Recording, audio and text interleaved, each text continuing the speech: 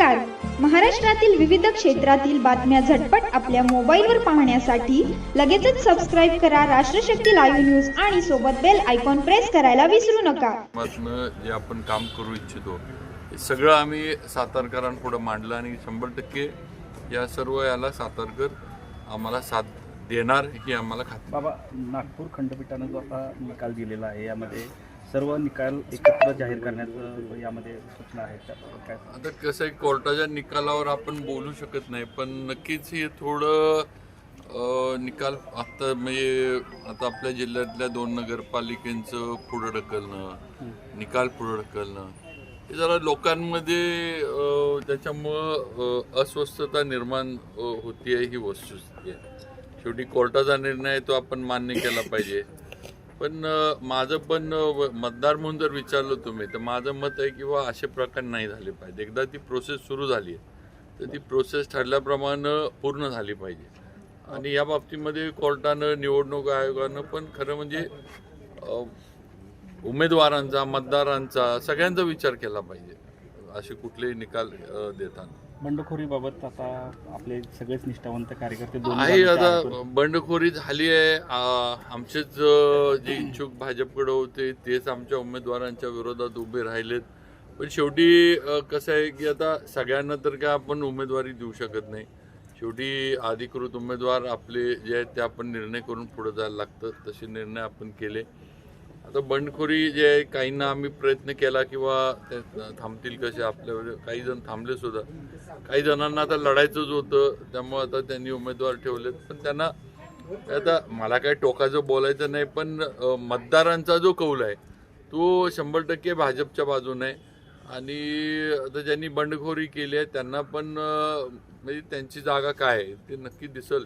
सातारा शहर आणि प्रचारात दिसले नाही त्यामुळे असं काही नाही. आता इथं किशोर शिंदे आहेत, त्यांच्या मंडळी आपल्या या प्रभागातनं जिथं मी राहतो तिथल्या उमेदवार आहेत आणि आम्ही सगळ्यांनी त्यांचा प्रचार केला आहे. मी कुणी त्यांच्या जे आपण थोडं गटातटाचं म्हणतो, कुणी वेगळी भूमिका कुठल्याही उमेदवाराच्या बाबतीत घेतलेली नाही.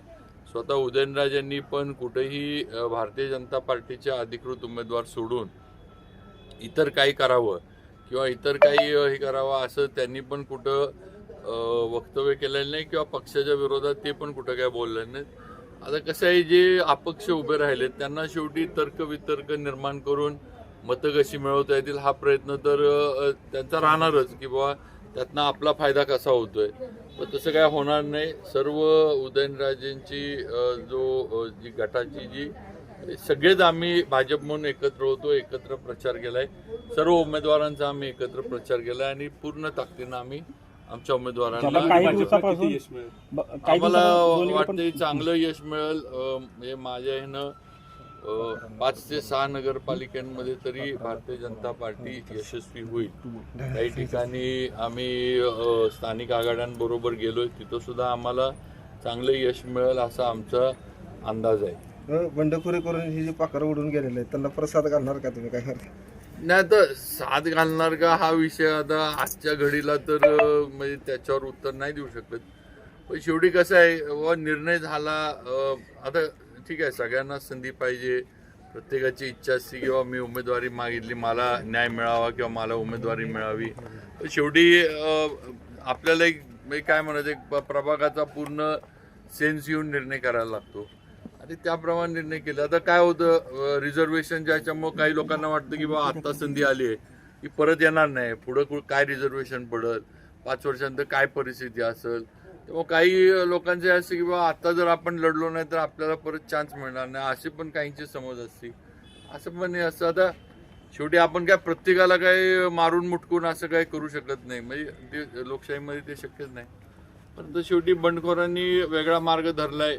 पण मला खात्री आहे की आज साताऱ्यातलं जे काम भारतीय जनता पार्टीच्या माध्यमातून आम्ही केलं आहे आणि पुढं जे करणार आहे त्याला बघूनच सातारकर मतदान करतील, विकासाला मतदान करतील. शेवटी एक लक्षात घ्या, बंडखोरांचा म्हणजे आता समजा काही शेवटी त्यांची फरफटच होती. म्हणजे त्यांना जो कोणी येईल सत्तेमध्ये येईल त्याच्या मागे त्यांना पर्याय नाही म्हणून जायला लागतं. त्यामुळे बंडखोरांच्या माध्यमातून प्रभागातलं काम पण चांगल्या पद्धतीनं होऊ शकत नाही. त्या प्रभागाचं पण नुकसान, असं जर बंडखोरांना आपण साथ दिली तर प्रभागाचं पण नुकसान होतं.